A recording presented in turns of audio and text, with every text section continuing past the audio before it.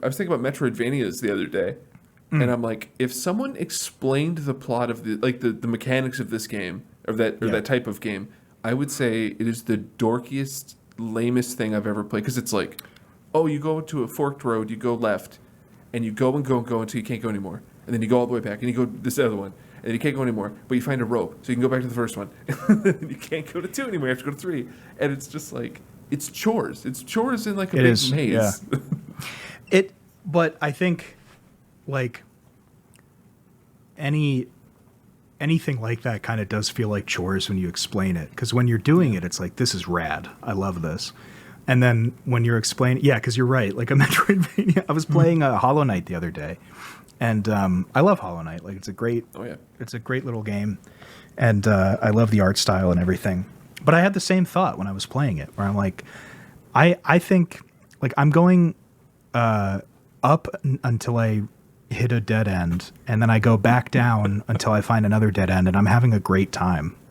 Yeah, it's so simple, and you're right. Everything sounds ridiculous when you explain it. So we're not like reinventing the wheel here, right? But just the idea, like, because Hollow Knight is like one of the greatest Metroidvanias in my opinion, one of the top.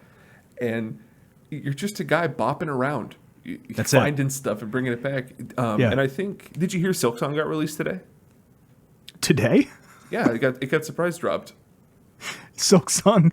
Oh, finally, after what is it, 89 years? Did it get released? I was doing a joke, but I love how you didn't even consider that I was not kidding. No, it was it was released on Samsung refrigerators solely. That's it. Now on the Alexa show, the sequel to Hollow Knight.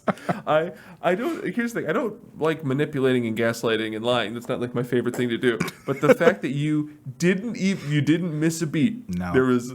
I know this is audio only, but for the listeners, Dan's face stone. He was disapproving. It's because here's the thing, right? Like I just don't. I'm almost at the point where I don't believe that's coming. And sure. So whenever it shows up, if it shows up, it'll be a nice day. But until like I have concrete proof and I don't know, tested for being in a coma or something, like I'm just not going to believe that it's out ever. I should have tried this joke 4 years ago. Then I think the fever would have really been. You would have seen the light in my eyes fade just a little bit. I would have seen the light return for just a moment, and just Will to Live would have fired. A brief little moment. But I guess, I don't know, like if that's happening, great. I think about like Shovel Knight like being the little game that could and just like keeps like they're still making stuff, and it's just kind of this quiet thing that just exists in the background of a lot of games. That kind of gives me hope, where it's like, all right, well, I don't think like what is it, Team Cherry? Like, I don't think they've run off with the money or anything. Like, I think they're working on it, but. And I think that's like that's almost the frustrating thing, right? Because it's such a small team. I think it's like 6 people, maybe less. I think the first one was 2. Right. It was like super, super small.